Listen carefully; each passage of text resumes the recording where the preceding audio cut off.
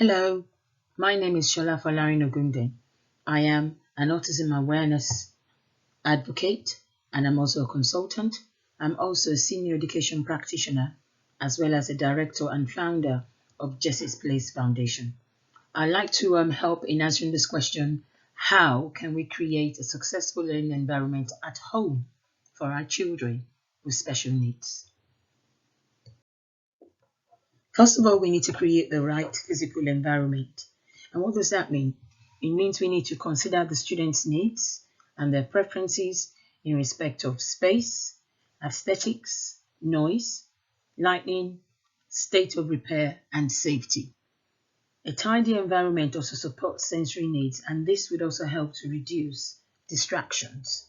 So creating that right physical environment for our children to be able to assimilate learning is very important. Also, we need to be aware of individual vulnerabilities. This can be helpful to support children and young people's communication and also their sensory needs with similar strategies to those used within the school setting.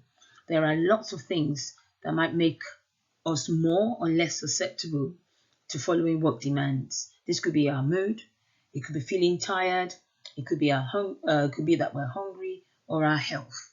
So as this affects us as adults, it also affects our children with special needs. And I think it's more difficult for us to be able to tell how they're feeling. So we need to be very attentive to the vulnerabilities before we try and engage them in some kind of learning. Provide a predictable environment. Structure and routine is important, but be sure to consider individual differences. Involve children and young people in the creation of routines and support this visually. Please remember that visual support aids understanding and serves as a reminder throughout the day. We as adults all use visual supports in some manner, whether it's a visual timetable or a simple to-do list. I know I write to-do lists a lot. Other reminders can also be useful, such as using a timer or giving warnings that an activity is about to end or about to start. Encouraging our children ticking off certain things that they've done can also surprisingly be quite reinforcing. Encourage children and young people to use a finish box or simply tick off activities once they've completed it. One thing I need you to be very mindful of here is the fact that our children, especially our children on the autism spectrum, find it very difficult to have unstructured times. They like to see what is happening now and what is happening and what is coming next, because that gives them a sense of understanding and a sense of accomplishment, and it also immensely reduces their anxieties.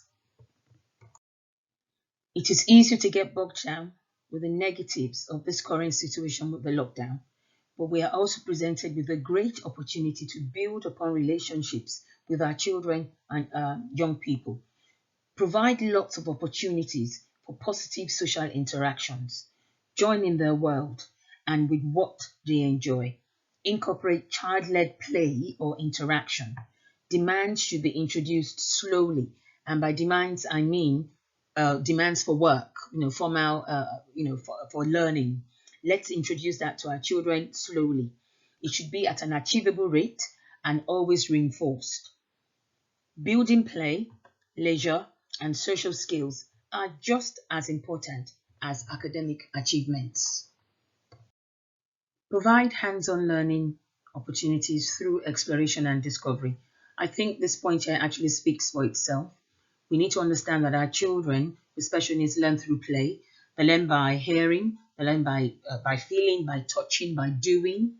Good opportunities for exploration or learning could be something like cooking, where they could bake and they could learn capacity, they could learn weight. It could be learning about wind, going into the garden and learning that through maybe making a kite and seeing what the powerful force of the wind is. It could be our children who are auditory learners might want to listen to audiobooks, and there are lots of opportunities for that online. I'm going to be sharing that with you soon. So we have to understand that we cannot get our children to sit down, to sit still through an entire learning session. They need to see, they need to touch, they need to feel, they need to do. Our ADHD children cannot sit in one place. They are fantastic kinesthetic learners. They need to get up, they need to jump about, and they need to do things all the time. So we need to factor in all these different learning styles when we're considering how to create a successful learning environment for our children. Encourage independent functioning and building of skills. Make the most of giving your child more time to achieve things. The school day doesn't have to start at 9 o'clock anymore. For now, at least that we're all on lockdown. Try to reduce your level of prompting during activities your child already engages in. And by this I mean give them time to think, give them time to process. Our special needs children process at a different rate and at a different pace. We need to be patient as we try and encourage them and lead them to get to that end goal. We should also try to use this time to help them build independent skills in new areas such as social skills or personal care or leisure. Support participation in meaningful activity. By this, I mean provide access to enjoyable activities alongside the necessary tasks of everyday life. There are a wide range of virtual ways to try new things and widen both yours and your child's interests. You can get this on YouTube, on social media, all sorts of activities that once you know what your child is interested in, there's a lot that you can actually find online. Ensure there's a mix of joint and individual activities, as well as access to physical activities to maintain well-being. So by this, I mean make sure your child goes out for a walk or they have a play in the garden, that they are up and about on their feet for some part in the day, because this is so crucial to their emotional well-being. This last point here is just as valid as the others. It's very important that as parents, we look after ourselves and we seek support. We must ensure that we try and find a support group to join. Nowadays, you don't even have to step out of your house, even though that would be very good after the lockdown to do so. But right now, we could always join groups online. We could always join forums where we can get to talk to other people, where we share a lot in common. Every parent benefits from a support group, and special needs parents even more so than any other parent. While many parents experience plenty of struggles and setbacks, but day-to-day life can look drastically different for parents with special needs children. So connecting with a support group can provide resources, ideas, friends, social opportunities as well, and a shoulder to lean on. It's so important. Take time for you.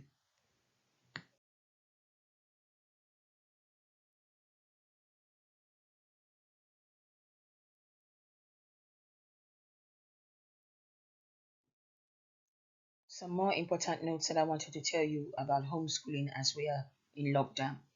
Parents, please remember, bear this in mind. You are not home educators. You are just trying your best to educate your child at home while we're on lockdown, because obviously school is not open to all children. Schools should be keeping in touch with families and children, and work should be sent home on a weekly basis. Our children with special needs should be checked on regularly by social workers, occupational therapists, speech and language therapists where applicable.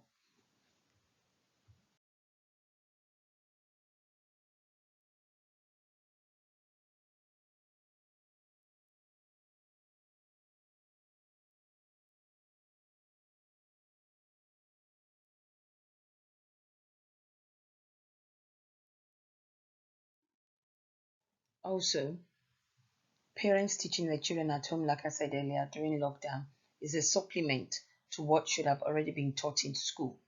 What you are teaching your children at home now doesn't really count, and children are not expected to be tested on anything learned during lockdown. First, quality teaching only happens in school. So parents, please don't beat yourselves down, thinking you're failing your children and you think they're going to miss out on a lot. Schools are already working on how they're going to get children to catch up when school actually goes back to normal in September.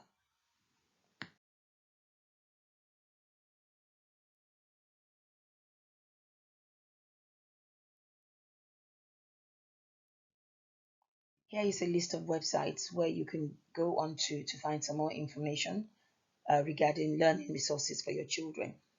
Justice Place Foundation has we have a page on our website where we've done a lot of links um, up to various organizations and to various websites for resources that you could use for homeschool, for home learning, including free books and even information on the coronavirus and how you can break that down for your special needs child.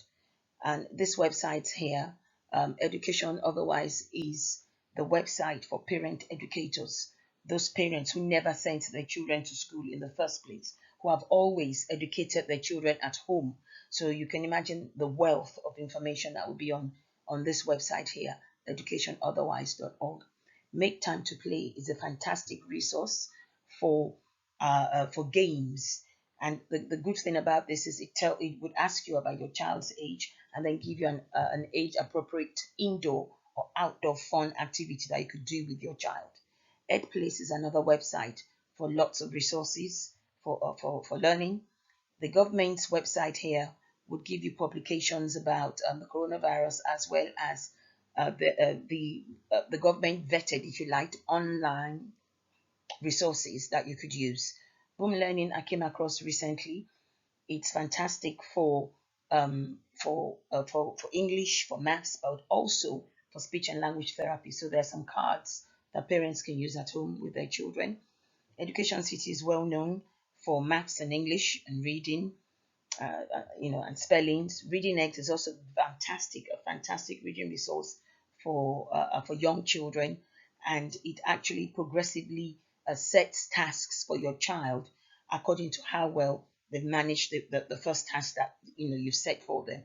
So it takes into consideration what their abilities are. Play Numbers is fantastic also for SEN children. A lot of basic maps on there and very interactive. Conquer Maps is excellent, but the only thing about Conquer Maps is the school has to set it up for your child. So they set up, there are mini videos there that you and your child will listen to, and then there'll be a mini test according to the video, which is really down at the level of our SEN children. Inclusive Teach has lots of ideas for sensory learning, which we can incorporate with our learning with your child at home.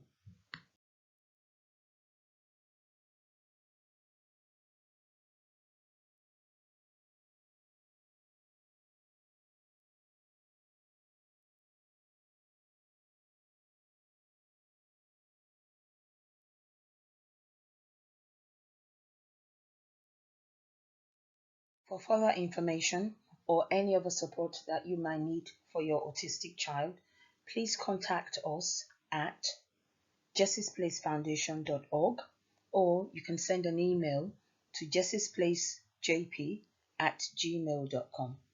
Thank you very much for listening.